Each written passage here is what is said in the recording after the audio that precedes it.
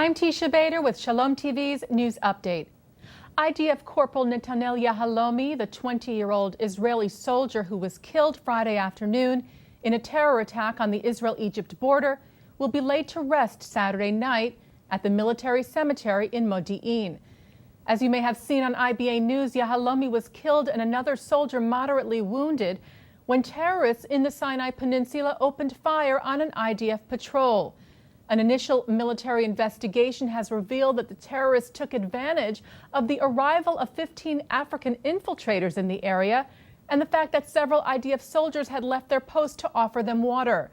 The terrorists then emerged from a hiding spot, approached the 4 IDF soldiers who remained at the post, and shot at them.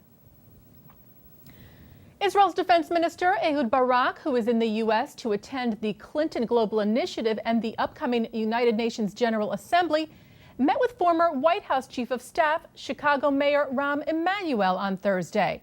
The Jerusalem Post reports that Emanuel's spokesperson Sarah Hamilton rejected Israeli media reports that said the purpose of the meeting was to convey a reassuring message to President Obama, saying it was simply a meeting between 2 old friends. Israeli media had reported that Israel's Prime Minister Netanyahu had wanted to clarify to the White House that his recent criticism over U.S. policy on Iran was not intended to be taken as meddling in the upcoming U.S. presidential election. And speaking of the election, a new poll released Thursday by the American Jewish Committee showed that 69% of Florida Jews say they will likely vote for President Obama in the upcoming election, with 25% saying they will vote for Mitt Romney. The survey also notes that Obama won 76% of the Florida Jewish vote in 2008. Republican Jewish Coalition Executive Director Matt Brooks said that the AJC poll showing the 7% drop from 2008 hinted at trouble for the president in the Jewish community, saying, "We believe that the buyer's remorse in the Jewish community among those who voted for Obama in 2008 is a result of disillusionment with the president's policies on the economy and on foreign policy, including Israel, and that it is a big factor in the erosion of support for the president."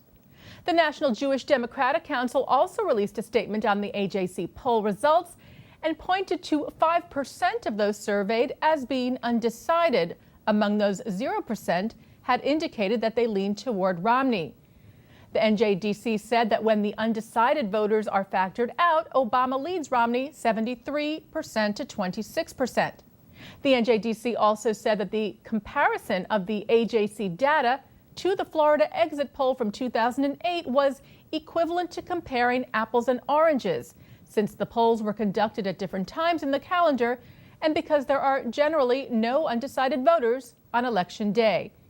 The AJC survey was conducted over the phone with 254 registered Jewish voters in Florida from September the 7th through the 9th by QEV Analytics, a public opinion research organization.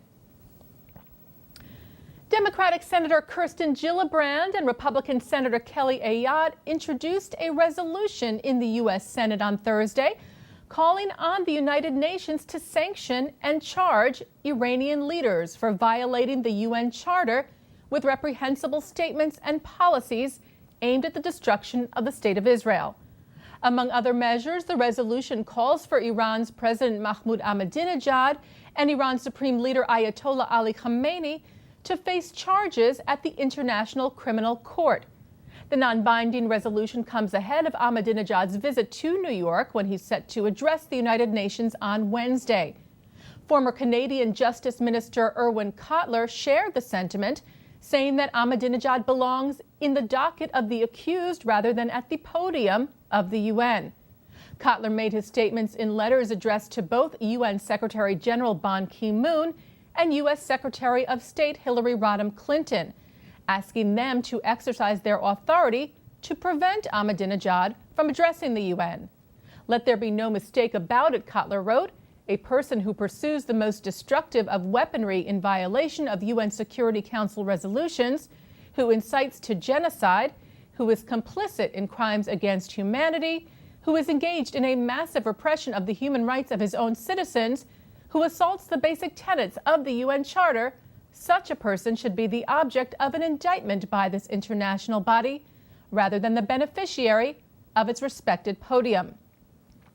The Jewish Community Relations Council of New York is doing their part to protest the Iranian president's visit, urging support of a petition telling Ahmadinejad that he is unwelcome in New York. The petition is part of a campaign of the Iran 180 coalition, of which the JCRC is a founding member.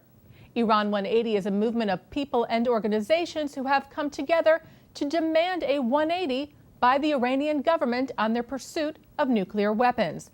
The petition can be found at mostunwelcome.com. And that's Shalom TV's news update. I'm Teisha Bader.